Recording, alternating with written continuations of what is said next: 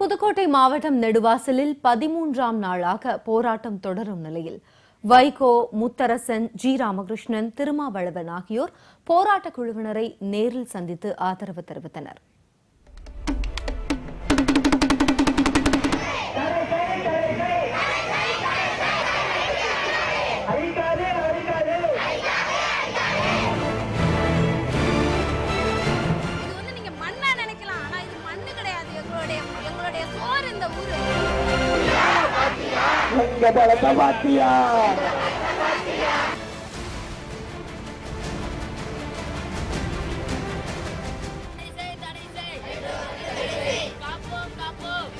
தொடர்ந்து களத்தில் நியூஸ் 18 தமிழ்நாடு.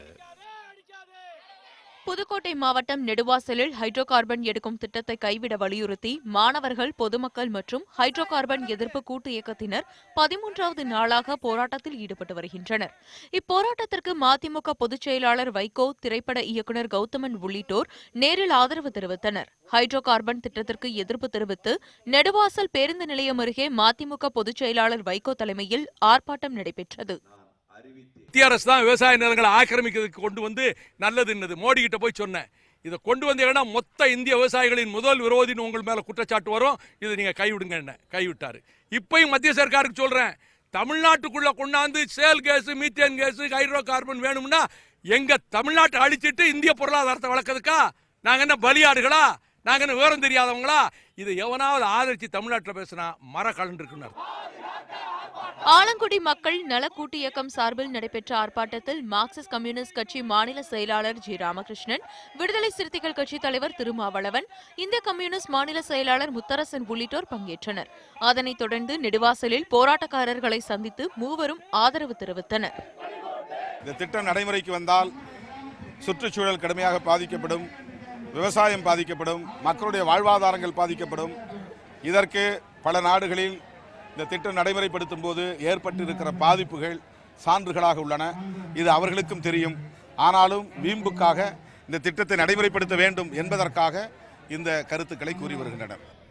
இந்நிலையில் புதுக்கோட்டை மாவட்டம் நெடுவாசல் பகுதியில் செயல்படுத்தப்பட உள்ள ஹைட்ரோ கார்பன் திட்டத்திற்கு தமிழக அரசிடம் இருந்து எந்தவித அனுமதியும் மத்திய அரசு பெறவில்லை என சுற்றுச்சூழல் அமைச்சர் கே.சி. கருப்பண்ணன் கூறியுள்ளார்.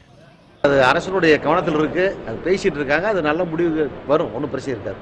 எந்த அம்மாவுடைய அரசு எந்த பொதுமக்களுக்கும் 1% கூட இடையூறு இருக்காது. அது மாதிரி தான் ஒரு நல்ல முடிவு வரும். ஹைட்ரோ கார்பன் திட்டத்தை கைவிட வலியுறுத்தி சென்னை வள்ளுவர் கோட்டத்தில் உள்ள திருவள்ளுவர் சிலை முன்பு ஜல்லிக்கட்டுக்கு ஆதரவாக போராட்டம் நடத்திய இளைஞர்கள் சிலர் அமர்ந்தனர். அனுமதியின்றி போராட்டத்தில் ஈடுபட்டதாக கூறி போராட்டக்காரர்களை கலைக்க முயற்சித்ததால் தள்ளுமுள்ளு ஏற்பட்டது.